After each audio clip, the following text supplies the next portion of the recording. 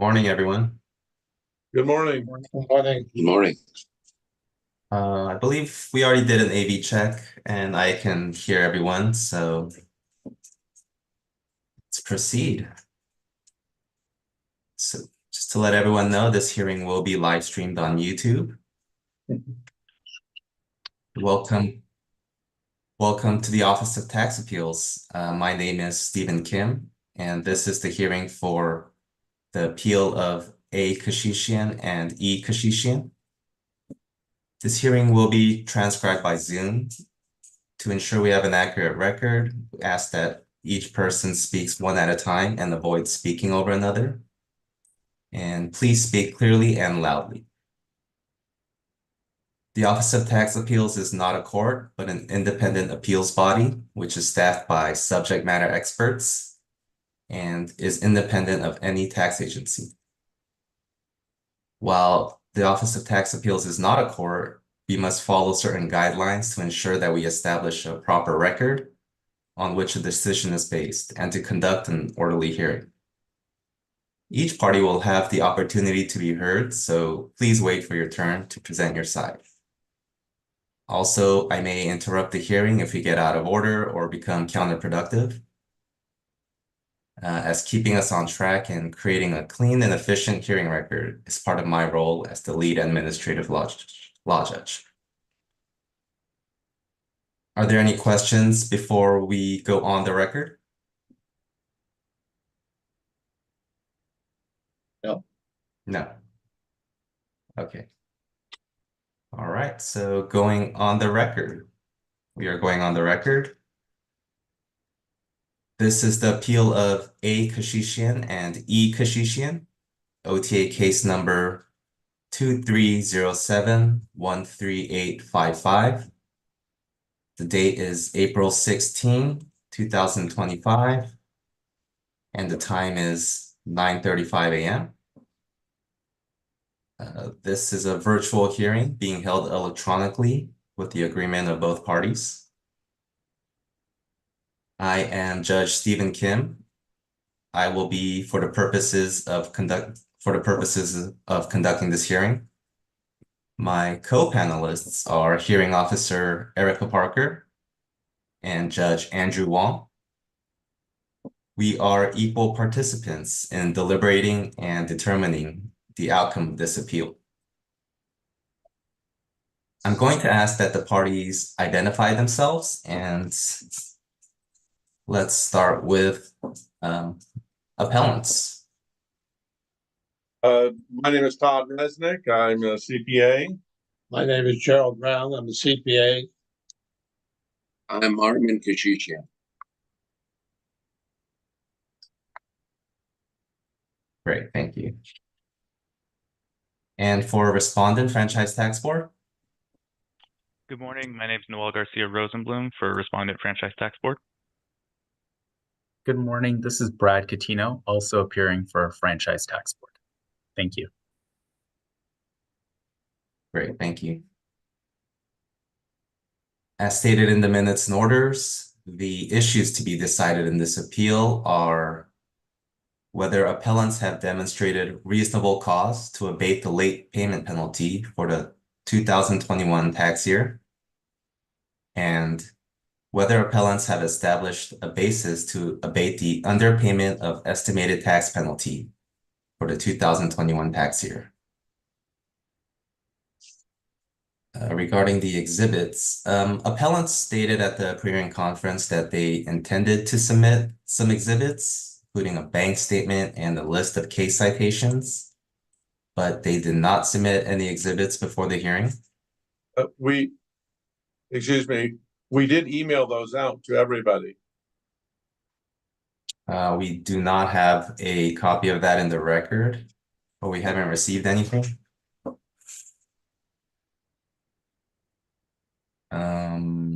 What exactly did you send to us? Send to everyone? There were two items. There was just the case, the matter, the appeal of Gellickman and Fish, the opinion on that, which is a pretty well-known case. And then there was a additional bank statement that shows where there was some confusion about what the debit, there was a debit for an amount we thought was the franchise tax board amount. But if they're not available, Mr. Brown can testify as to what he saw and why he was confused. The actual statement is not necessary. Okay, sure. He can include that in his testimony, and that will be considered evidence after we swear him in. Also, appellant submitted with their opening brief a couple of documents, claim for refund denied letter, a power of attorney declaration filed letter, a letter dated July 14th, 2022, addressed to respondent franchise tax board, and a web pay confirmation printout. Would you like to admit any of these evidence or these documents into evidence? I don't think it's necessary for any of those documents to be admitted. Okay, great. Respondent submitted exhibits A through J with its opening brief. Appellants did not object to the admissibility of these exhibits at the pre-hearing conference. Therefore, exhibits A through J are now admitted into evidence. Appellants indicated during the pre-hearing conference that they will be calling appellant A. Keshishian and Gerald Brown as witnesses. Respondent did not raise any objections to the identified witnesses. So, okay, before we begin the appellant's presentation, I need to place each of the witnesses under oath so that we can consider your statements as testimony. And you will remain under oath until the close of this hearing. So, Mr. Keshishian and Mr. Brown, can you please raise your right hands? Do you swear or affirm that you will tell the truth, the whole truth, and nothing but the truth? I do. Yes. Thank you. All right, appellants, you have 15 minutes for your presentation, and you may begin. Thank you. Good morning. I will start off with Mr. Brown, just some background information. Mr. Brown, did you prepare the returns in question? Yes. And do the Keshishians normally owe as much money as they owed for this year? No. They've been doing it for 30 years. Never once they have that much money owed. And why did they owe as much money as they did?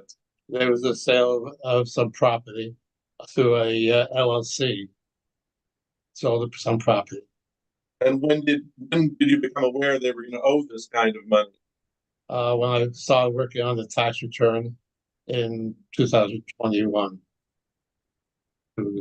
Yeah, exactly. It was the 21 return in question. Right. When you found out that there was going to be this much money owed, did Mr. Keshishian indicate how he wanted to pay that money? Yes, through the direct debit. Had he ever used direct debit before? No. Okay.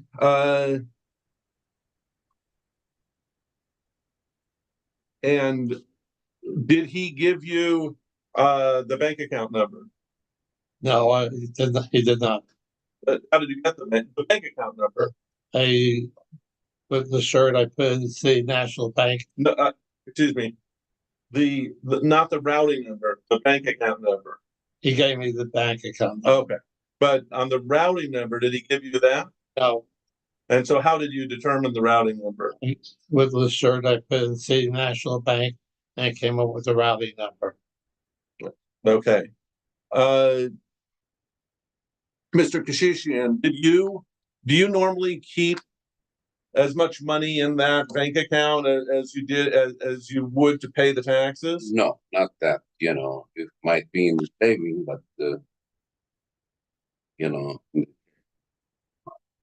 And so when Mr. Brown told you how much you were going to owe, yes. what did you do to make sure there was money in the account? He just told me that make sure you have the amount that I'm giving you to have it in the checking account that we tell that we could do it by, email or whatever you call it. Okay.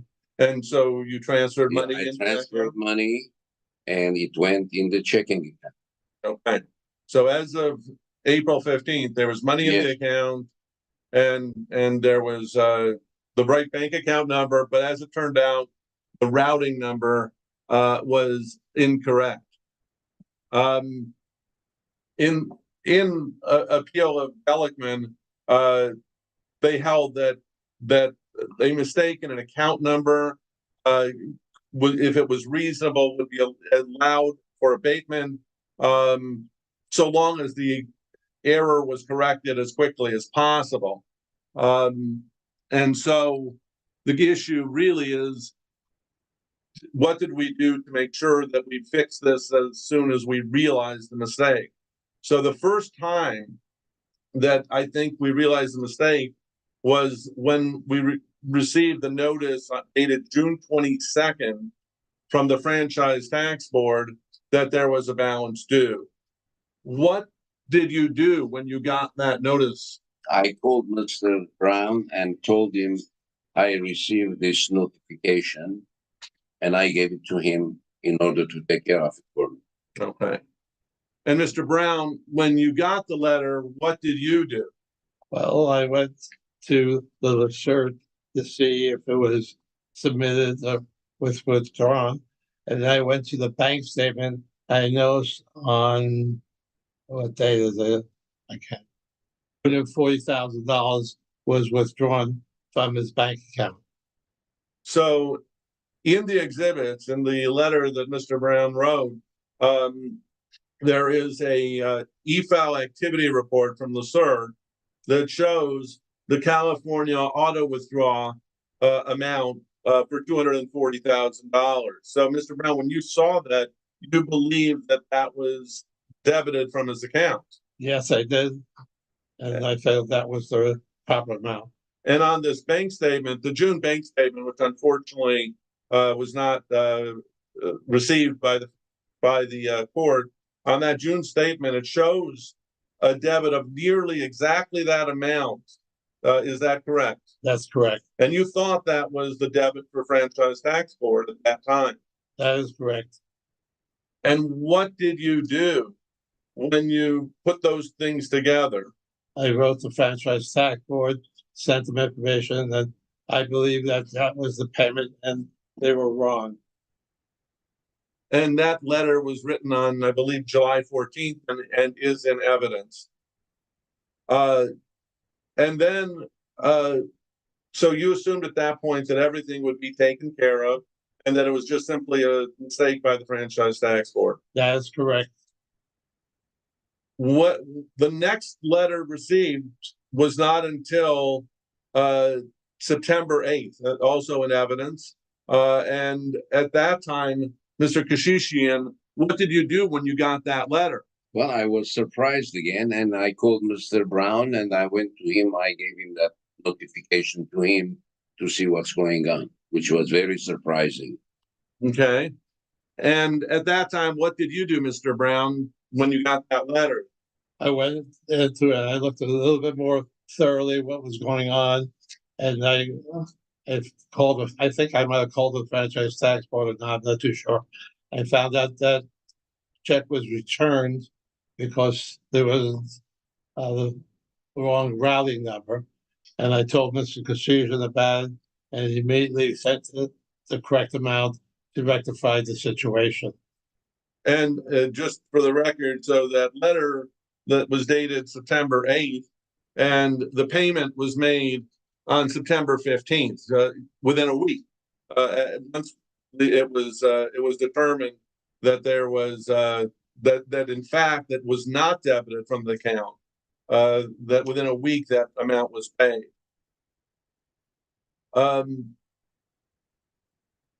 Also during this time, this is of course in beginning of 2022 through September 22. Was our office still was that Were you seeing a lot of clients at that point, or were we still restricting clients because of COVID? We're definitely restricting all clients because of COVID. And so we didn't see too many clients, hardly any. And what about staff? Were staff all back in the office? No, they're all working from home due to COVID. Okay. And so what basically, as Gellickman said, is that if you act reasonably in a reasonable amount of time to fix a problem, that a mistake in a routing number or account number can be determined to be reasonable, and that penalties can be abated. I think in this case, I think that Mr. Gellickman, Mr. Brown acted reasonably and in good faith. At each step in the process, they tried to determine what was happening. Unfortunately, it was unclear as to what exactly happened for a while. But as soon as it was determined what had happened, payment was made, full payment, including interest, and then ultimately the penalties were paid as well. The money was in the account, available to be debited. Obviously, Mr. Keshishian was not trying to avoid the tax. And obviously, I think COVID played a role in all of this because we weren't at normal operations yet. And so I think that that played a role in it. The final point is that the following year, Franchise Tax Board instituted a first-time abatement program to cover situations where there's a one-time mistake. And so if this had happened a year later, Mr. Keshishian, the penalty probably would be abatable under the first-time abatement. Now, that does not apply, I understand, to 2021, but it does show that there are cases where one time a taxpayer makes a mistake or there is an error, and that that they should be entitled to relief. In this case, I think there is reasonable cause, and we ask that the penalty be abated. As far as the underpayment of estimated tax penalty, again, this was an unusual case.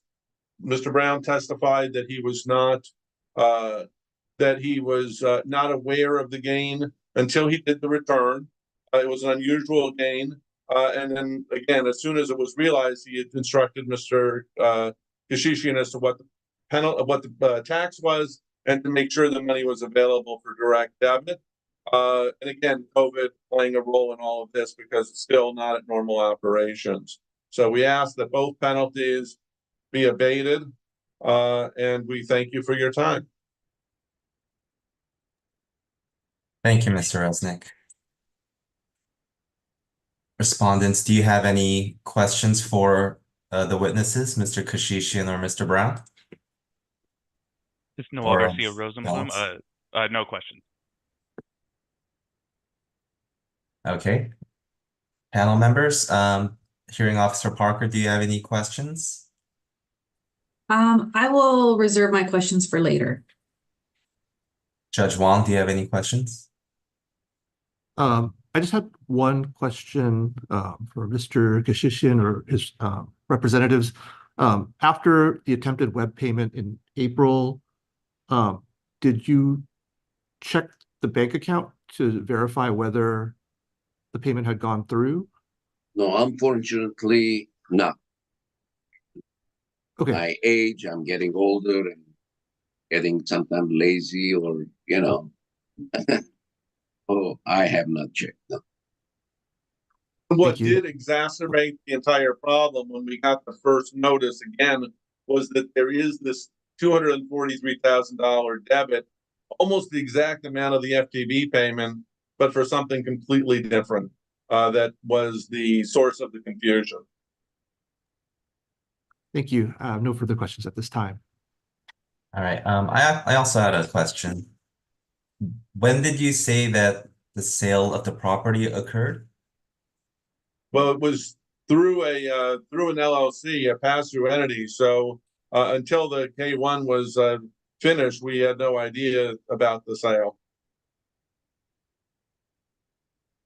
Okay, and regarding the case that you were citing, can you give a citation for that? OTA case number 2108-8442. That's the case that you were referring to? Correct.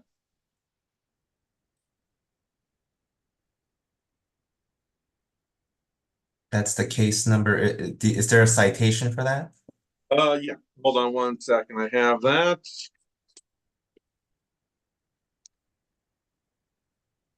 Nope. Ah, I think it's here. Yes. Gellickman. Here it is. 2023-OTA-255 SCP.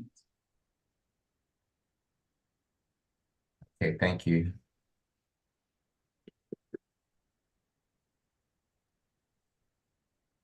All right, respondent FTB is not presenting any witnesses and will only argue the appeal.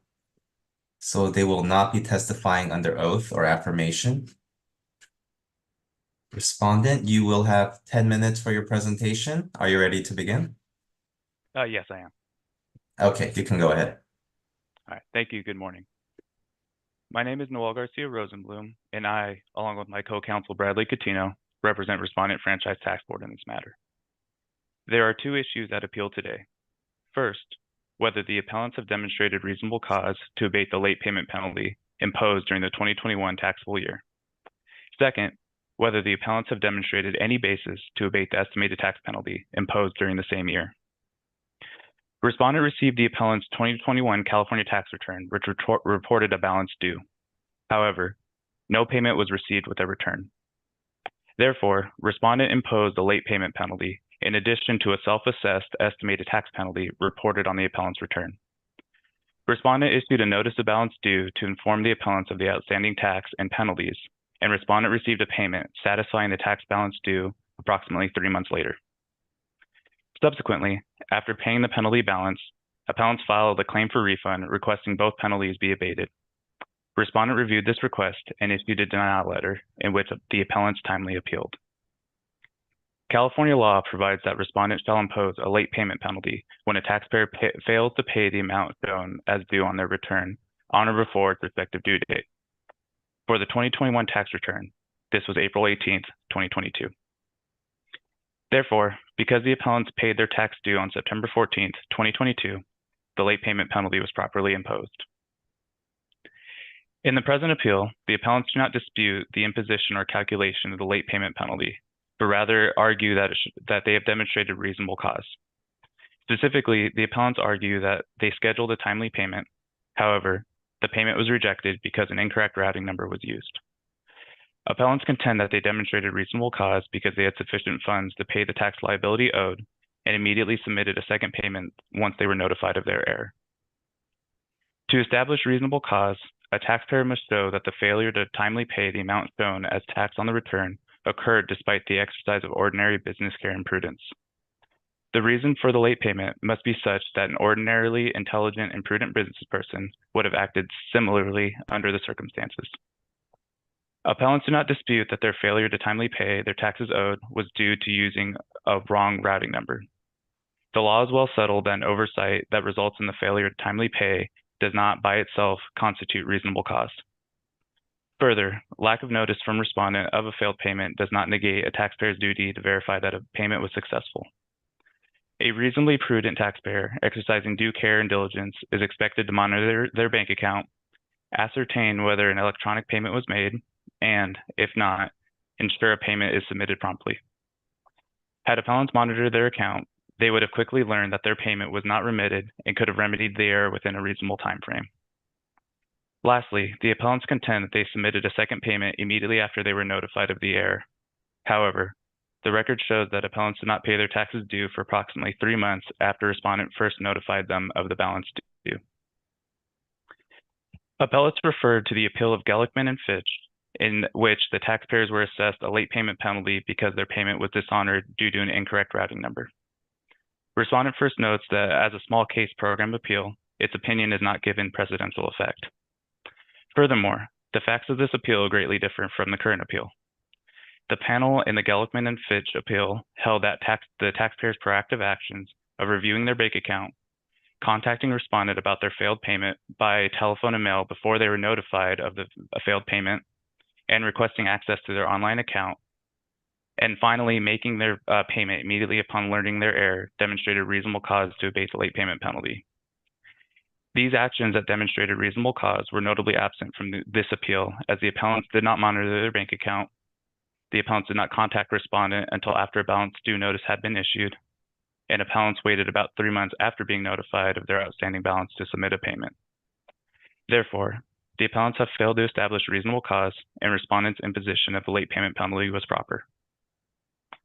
Regarding the second issue at appeal, under California law, taxpayers are liable for a penalty for failing to pay estimated tax if they fail to make sufficient required payments. The estimated tax penalty is similar to an interest charge and applies from the estimated payment due date until the date it is paid. Generally, the required annual payment of estimated tax is the lesser of either 90% of the tax shown on the current year return or 100% of the tax shown on the prior year return, otherwise known as the prior year safe harbor rule. However, this safe harbor rule based on the prior year's return is not available for California purposes to a taxpayer whose current year adjusted gross income equals or exceeds $1 million. The appellants reported a California adjusted gross income of over $2 million for the 2021 tax year.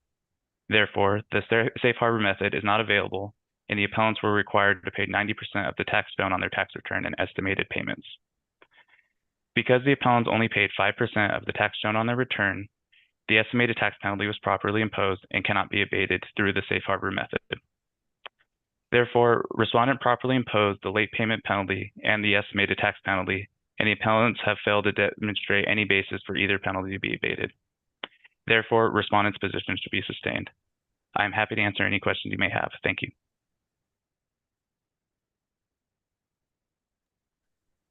Thank you, Mr. Garcia Rosenblum.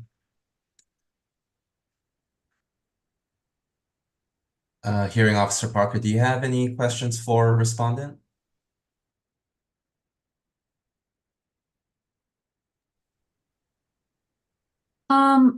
Not at this time. Judge Wong? No questions. Thank you. Okay. Appellants, you indicated you would like to make a final statement or rebuttal. Correct. You have 5 minutes and you may proceed when you're ready. Thank you. We agree that Gellickman, the facts are somewhat different, but the point in Gellickman is that the taxpayer acted proactively, and obviously each situation is different. In this case, as soon as the notice was received, Mr. Keshishian contacted Mr. Brown. Mr. Brown looked at both the e-file activity report as well as the bank statement. Unfortunately, the bank statement, he was confused because there was a debit that was of a similar amount. So he did monitor the bank statement. He looked and was confused about that, and he wrote a letter. So I think that the proactive, I believe that the taxpayer and Mr. Brown acted proactively. In this case, it was proactive, was a little different than in Gellickman, but it was a reasonable procedure. It acted as with ordinary business care, as the Franchise Tax Board argued. As far as the underpayment of estimated tax penalty goes, again, I agree with the Franchise Tax Board that if the income is over $1 million, prior year exception doesn't apply. In this case, if that rule wasn't there, he would have been covered by the prior year. But again, this is a little different case in the sense that they were not aware of the amount of gain until the K1 was received and processed. So again, I think that Mr. Keshishian and Mr. Brown acted reasonably and in good faith, and that the penalty should be abated. Thank you. Panel members, do you have any questions at this time?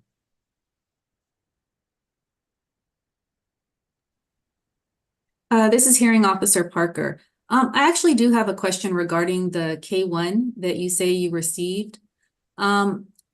What's the nature of the interest? Is there a reason that the appellant did not know there was a sale of property before receiving the K1?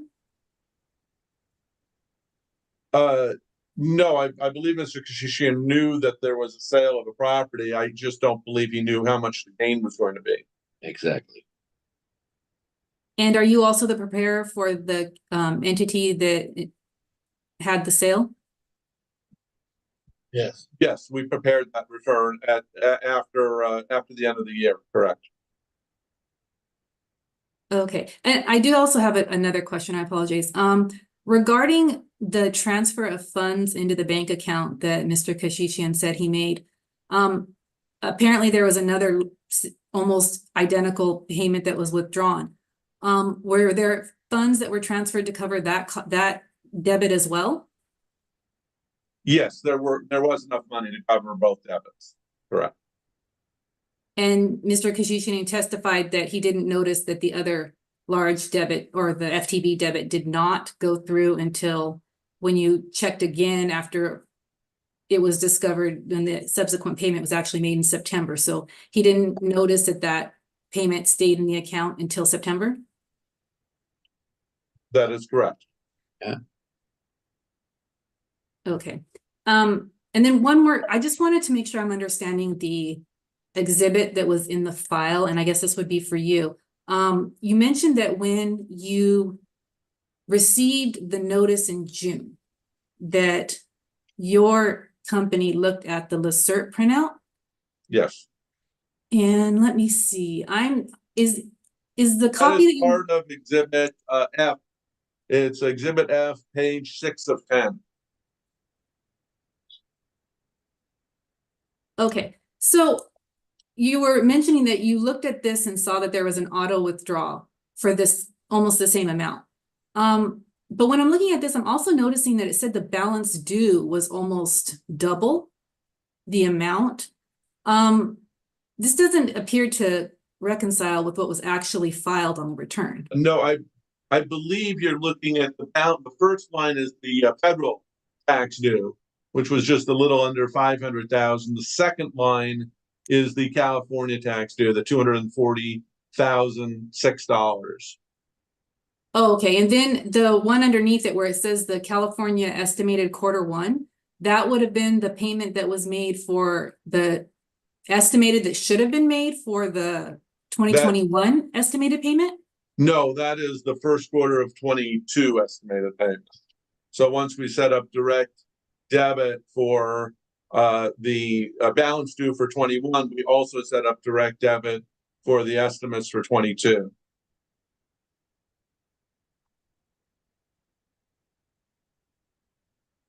Okay, thank you for clarifying that.